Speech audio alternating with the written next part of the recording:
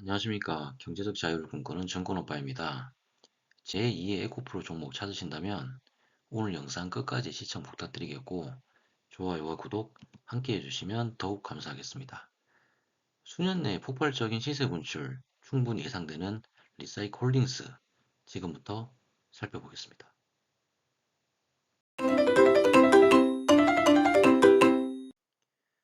올해 증시의 화두는 AI, 고무주 시장의 붐 등 여러 가지 있겠지만은 에코프로, 포스코퓨처엠, 금양 등 2차 전지 관련주의 대폭등을 빼놓을 수는 없습니다.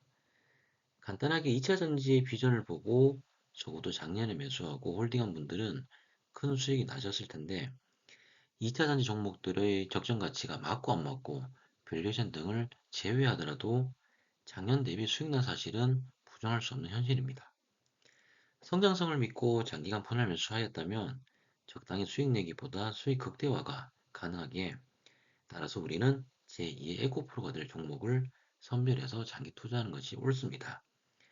각 산업 섹터별로 그런 종목들이 여러 개 있겠지만 오늘 첫 시간으로 장기 비전이 감히 명확하다고 할 수 있는 폐배터리 관련주 중 리사이클 홀딩스를 가지고 온 것도 바로 그러한 이유 중 하나입니다. 일단 그 전기차 시장은 이미 개화되었고요. 앞으로 점차 확대된다면 몇 년 뒤 필연적으로 폐배터리 처리에 관한 이슈도 발생할 수밖에 없습니다. 제가 생각하는 향후 미래 먹거리 산업은 일단 전기차, 즉 2차 전지 배터리겠죠. 그리고 나서 이러한 배터리를 처리할 수 있는 폐배터리 관련주, 마지막으로는 수소차까지 간다고 보고 있는데 폐배터리 관련된 종목들이 저 개인적으로는 5년 안에 시세에 온다 좀 보고 있습니다. 일단 저 보시면은 그 리사이클 홀딩스 같은 경우는 티커는 LICY, 설립일은 16년도, 그리고 상장된 지는 이제 2년 정도 된 회사인데 52주 최고가 최저가 보시게 되면은 좀 많이 내려왔습니다. 6.66달러가 최고가, 4.09달러가 최저가인데 21년도 11월 달로 기억이 되는데 아마 그때 14.2달러까지 역사적 고점을 찍었습니다. 지금은 그때 당시 가격 대비 뭐 반토막 더 오른 상황이라서 금요일자 이제 종가로 시총은 약 1조 300억 정도 되는 회사입니다.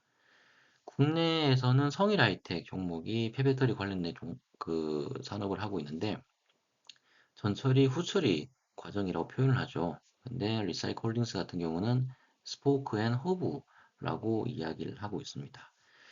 해서 리사이클 홀딩스에서 이제 하고 있는 폐배터리 관련된 일이 어떤 건지 요걸 한번 살펴봐야겠죠. 그 전기차의 일반적인 주행거리가 약 20만 킬로 정도로 알려져 있고 킬로미터를 충전한 배터리는 당연히 성능이 저하될 수밖에 없습니다. 교체가 된다면 기존 배터리는 어떻게 처리해야 될까요? 당연히 재활용을 하던 재사용을 하던 어떻게 처리를 해야 돼요.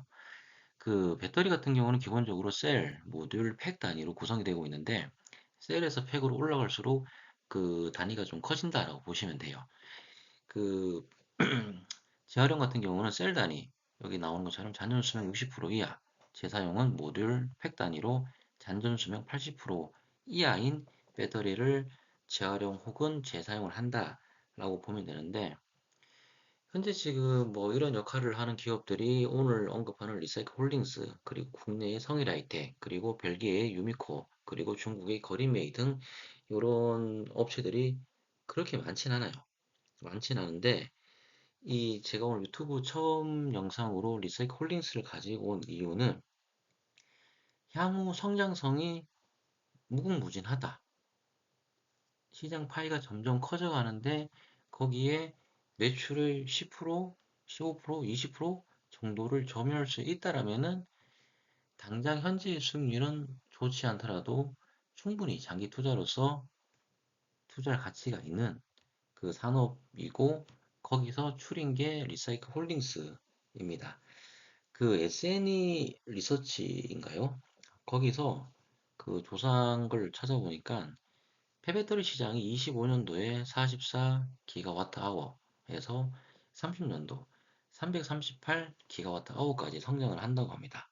약 5년 만에 9배의 성장을 한다는 건데, 물론 이 조사가 맞을지 안 맞을지는 그때 가 봐야 되겠지만은, 기본적으로 전기차 시장이 확대가 되고, 거기에 따른 배터리가 들어가면서 당연히 노후화되면은 폐배터리에 대한 처리가 나올 수밖에 없습니다.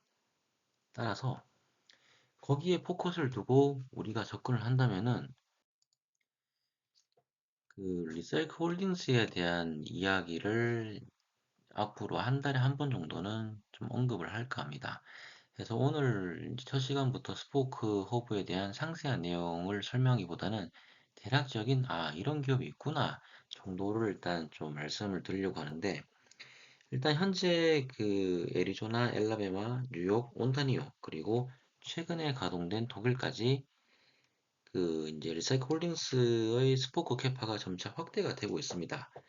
건설 중인 프랑스와 노르웨이까지 완공되면은 폐배터리 처리 용량 캐파가 점점 뭐 더 커지겠죠. 그 현재 그 리사이클 홀딩스 같은 경우는 전처리 스포크 비중이 당연히 후처리 허브보다 월등합니다. 예, 왜냐면은 후처리가 지금 없어요. 지금 뭐 로체스터를 아직 시운전도 안 한 상황이기 때문에 당연히 이제 스포크 비중이 압도적인데, 향후 로체스터 그 허브가 올해 하반기로 예상이 되고 있는데, 시운전을 하고 내년 혹은 내후년부터 본격적인 가동이 되면은 허브 쪽 매출이 상당할 것으로 일단 예상이 되고 있습니다.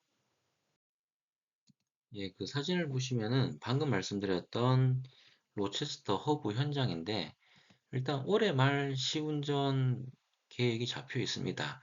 그래서 뭐 올해 실적은 뭐 없다고 보더라도 내년부터 본격적인 매출이 발생될 것으로 좀 예상이 되고 있는데, 그 허브 같은 경우는 이제 그 스포크에서 발생된 BM이라 해서 블랙 파우더, 블랙 매스라는 그런 이제 폐배터리를 분쇄한 가루가 있어요. 이거를 이제 허브 공장에서 BM에서 발생한 니켈, 뭐 코발트, 리튬 등을 회수하는 과정이라고 보면 됩니다.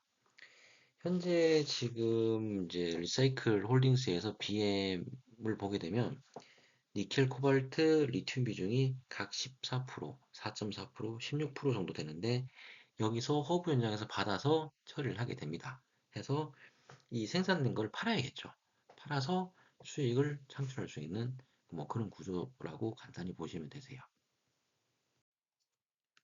그 리사이클 홀딩스 주가 흐름 보시면 아시겠지만은 현재 흐름이 좋지 않습니다. 제가 오늘 HTS도 안 켜고 그냥 말로만 좀 설명을 하고 있는데, 지난주 금요일 종가 기준 4.35달러, 52주 최저가에 지금 좀 다가가는 그런 모습인데, 현재로서는 뭐 실적이 사실 없어요. 외형 확대를 위해서 계속 투자를 하다 보니까 매출도 얼마 안 나오고 당연히 적자가 지속될 수밖에 없는데, 그 시장 조사 업체 아까 SNE 리서치를 말씀을 드렸는데, 19년도에 1.6조 글로벌 폐배터리 시장 규모가 30년도에는 20조, 그리고 50년도에는 600조까지 간다는 뭐 그런 보고서가 있습니다. 저희가 뭐 50년대까지 뭐 홀딩할 목적은 아니지만 적어도 30년에 20조까지 만약 간다라면은 충분히 기다려 볼 만하다. 뭐 앞으로 한 6년 정도 남았죠. 6년에서 한 6년 반 정도 남았는데, 이 정도까지는 충분히 기다려 볼 수 있기 때문에 그 폐배터리 관련된 종목을 좀 눈여겨봐야 된다라고 말씀을 드릴 수 있겠습니다. 물론 리사이클 홀딩스가 될지 성일아이텍이 될지 기타 종목이 될지는 사실 아무도 모르겠으나, 일단 이제 폐배터리 관련된 종목에 대한 흐름은 알고 계시는 게 좋지 않을까 생각이 되네요. 그 오늘 리사이클 홀딩스에 대한 아주 간단한 정보만 전달을 했는데, 일단 뭐 스포크, 허브 실적 다 내용이 빠졌어요. 이 자세한 내용은 다음번 영상에 올리는 걸로 하고, 그 유튜브 첫 영상이다 보니까 제가 누군지 궁금해하는 분은 없으시겠지만은, 그래도 일단 제가 20대 후반에 A증권사 대치 압구정 지점에서 근무를 했고요. 그리고 B증권사 도곡 지점, C증권사 강남 지점에 근무를 했습니다. 증권사 다닐 때 당시에 이제 한국경제, 토마토TV, 이데일리 등 증권방송 출연은 계속했고, 현재는 모 금융기관 여신 업무를 담당하고 있습니다. 그 유튜브 채널명을 증권오빠로 한 이유는 다름이 아니고요. 제가 20대 후반에 처음 증권사 입사를 하니까 친구들이 장난삼아 증권오빠라고 부르더라고요. 그게 생각이 나서 일단 채널명으로 선정을 했는데 좀 뭐 부끄럽긴 합니다.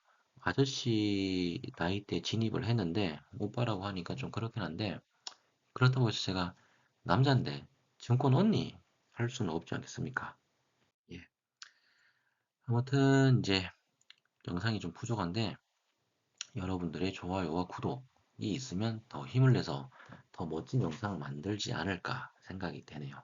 그리고 다들 아시는 것처럼 투자에 대한 권유가 아닌 지극히 개인적인 관점에서 작성한 영상이기 때문에 참고만 하시면 됩니다. 지금까지 봐주셔서 정말 감사드리고 조만간 다른 영상으로 또 인사드리겠습니다.